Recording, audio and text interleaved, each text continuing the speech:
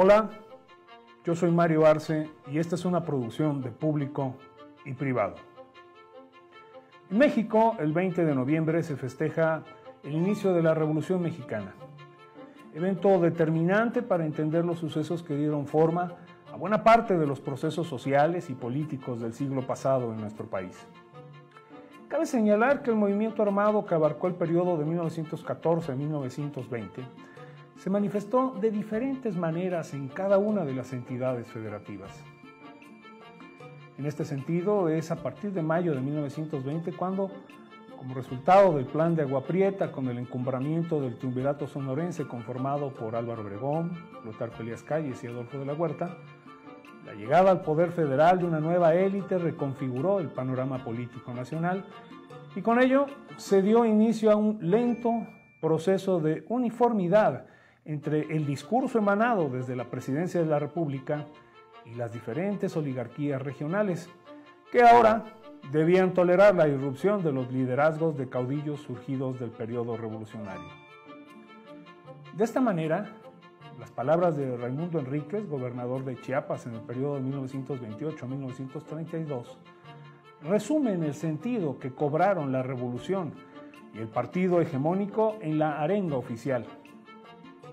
Esta breve cita que voy a referir corresponde al 31 de mayo de 1930.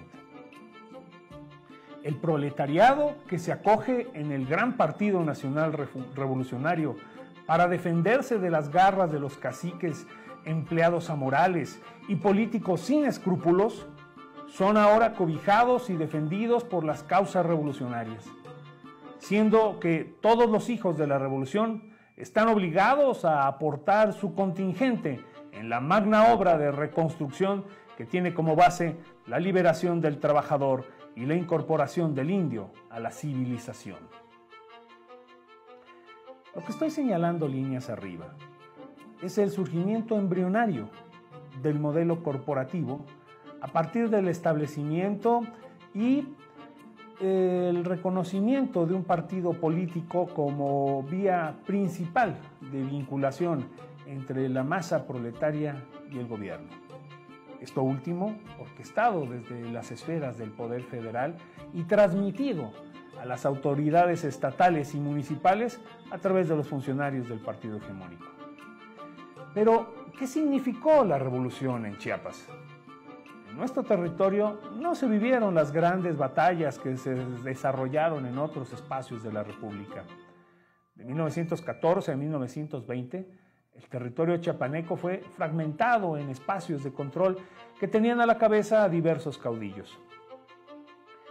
En este sentido, Juan Antonio Flores Vera menciona que las fuerzas mapachistas, es decir, los contingentes que se enfrentaron al ejército constitucionalista y lo que en puridad se trató de una contrarrevolución, tuvieron como marco de acción los territorios que abarcan el Valle de Custepeques, la Frailesca, una parte del Valle de Cintalapa, Chiapa de Corzo, Tonalá hasta el Soconusco, Comitán, Los Altos, los límites con Tabasco y la zona fronteriza.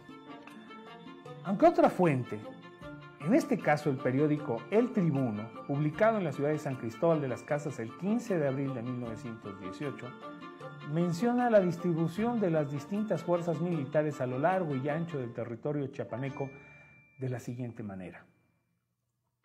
Alberto Pineda mantenía bajo su control el departamento de Chilón y los municipios de Panteló, Sabanilla y Moyos, que corresponden al departamento de Simojovel. Las fuerzas carrancistas controlaban el departamento del Centro con cabecera en San Cristóbal, el departamento de Tuxtla Gutiérrez, los pueblos de Jiquipilas y Cintalapa y todo lo que queda al norte de la carretera de Arriaga. Igualmente mantenían bajo su intervención los departamentos de Tonalá, Soconusco y Motocintla. Los zapatistas, por su parte, a las órdenes de Rafael Calimayor, realizaban incursiones en los departamentos de Pichucalco y Mezcalapa, aunque las fuerzas carrancistas los consideraban bajo sus mandos. Tiburcio Fernández Ruiz, el líder mapache, mantenía bajo su control la parte que queda al sur de la carretera de Arriaga, al igual que la zona comprendida entre el río de Chiapa y Chicomucelo. Sus tropas tenían influencia en parte de los departamentos de Tuxtla, Chiapa, La Frailesca y el departamento de Comitán. Como se puede apreciar, para 1918 el territorio chiapaneco estaba lejos de mantener una uniformidad en lo referente al control que ejercían las distintas fuerzas político-militares. Carrancistas, villistas, mapachistas y zapatistas se enfrentaban en pequeñas escaramuzas y defendían sus espacios de influencia. Sin embargo, la capital del estado siempre se mantuvo desde 1914 hasta 1920 en poder de los carrancistas, por lo que estos fueron el grupo de mayor importancia. Con el asesinato de Carranza, el plan de Agua Prieta y Tiburcio Fernández Ruiz cobraron singular importancia a partir de estos momentos. El 7 de mayo de 1920, Venustiano Carranza abandonó la Ciudad de México. El 9 de mayo, Álvaro Obregón entró triunfal en ella. Adolfo de la Huerta fue nombrado presidente interino. Mientras tanto, en Chiapas, el 18 de mayo de 1920, la brigada de la División Revolucionaria del Estado, comandada por el general Francisco G. Ruiz, ocupó la capital. Las tropas carrancistas, al mando del general Alejo González, desocuparon la capital del estado sin oponer resistencia. Francisco G. Ruiz asumió la gobernatura del estado mientras su tío, Tiburcio Fernández Ruiz, negociaba con Álvaro Obregón su alianza y las condiciones de reparto del poder dentro del estado de Chiapas. A partir de ese momento, el contexto para las fuerzas mapaches cambió completamente. De ser llamados rebeldes, pasaron a ser valientes revolucionarios. Tiburcio Fernández Ruiz transitó de comandante de la Fuerza Mapache a jefe de la Revolución del Estado y general de división. Es de resaltar los matices que se perciben con el cambio de definición. La prensa local ensalzaba al personaje y la obra que semanas antes denostaba. De ser el general más identificado con la causa de Carranza, Carlos Avidal se convirtió en contrarrevolucionario y correligionario de Fernández Ruiz, y a su vez asumió el cargo de jefe del Estado Mayor de la División en Chiapas.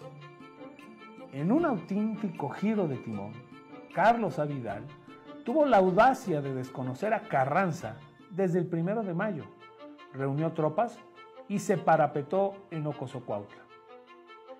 Entre Carlos Avidal y Tiburcio Fernández Ruiz se impuso el olvido o el más político de los acuerdos.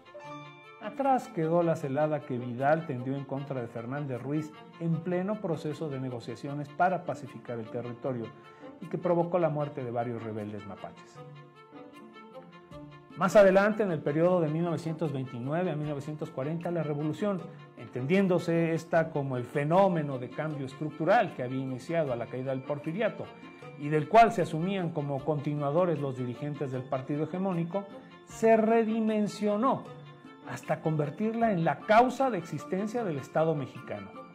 Y al mismo tiempo, vértice en el que giraban los movimientos obrero y agrarista. Por consiguiente, la revolución requirió de una imagen que la representara, de un símbolo que fuera la referencia material del concepto recurrentemente citado en oficios, circulares y discursos.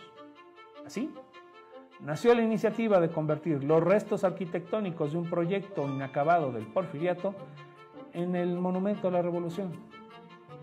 Propuesta que contó con el respaldo de Plutarco Elías Calles y del ingeniero Alberto J. Pan.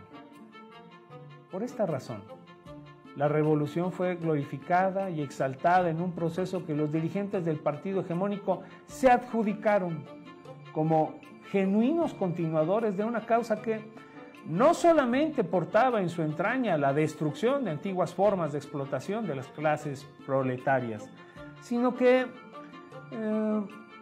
además era la impulsora de nuevos tipos de convivencia entre los sectores obreros del campo y la ciudad y los organismos del poder.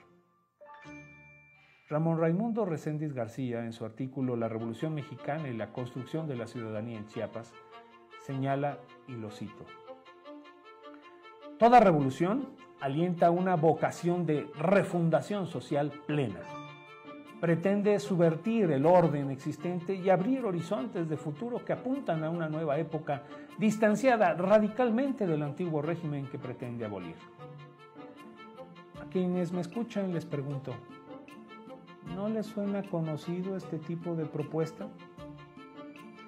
A inicios del siglo XXI, las palabras de Reséndez García nos invitan a cuestionarnos qué significado adquiere la Revolución Mexicana para el ciudadano común de estos tiempos.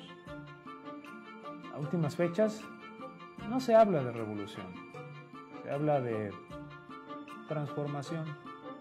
Pero si analizamos fríamente los eventos pasados, se evidencia que lo que operó en el Poder Federal utilizando a la revolución como pretexto fue un cambio de élites en los mandos del control político.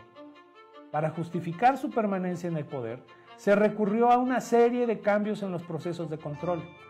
De esta manera, el reparto de tierras y las mejoras en las condiciones laborales operaron como recurso para afianzar las nacientes fuerzas obreras y agrarias bajo la tutela del gobierno de la República. Siguiendo esta línea de ideas, Roger Bartra, en su texto titulado Los nuevos herederos de Zapata, campesinos en movimiento, apunta: para el grupo de Sonora, la reforma agraria es una herramienta política de pacificación y no un proyecto de desarrollo agrícola.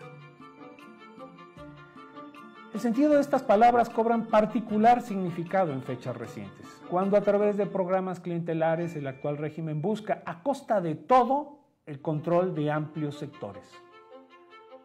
Los invito a que reflexionemos. Los discursos emanados desde el Poder Federal, que tienen en su contenido un afán reivindicativo de los sectores desprotegidos, no son nuevos. Y la historia nos demuestra que no son genuinos. En este sentido, debemos analizar las condiciones que enfrenta actualmente la mayoría de los agricultores mexicanos después de más de 7 décadas de reforma agraria. Asimismo, valoremos los avances reales que en materia laboral se han alcanzado desde 1920 hasta hoy. ¿Acaso los trabajadores mexicanos gozan de condiciones que les garantizan un salario suficiente para cubrir todas sus necesidades y poder ahorrar?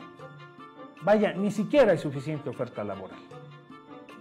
El afán de control y la manipulación de sectores a través de promesas como el reparto agrario, que efectivamente se llevó a cabo, han sido una excelente manera de mantener cautivos amplios sectores de nuestra sociedad.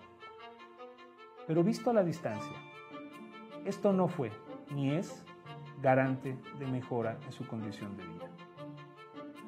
En función de lo hasta aquí señalado, debemos de valorar ¿qué festejamos el 20 de noviembre? ¿Qué significado adquiere al día de hoy la Revolución Mexicana? Yo soy Mario Arce y esto es Público y Privado. Gracias.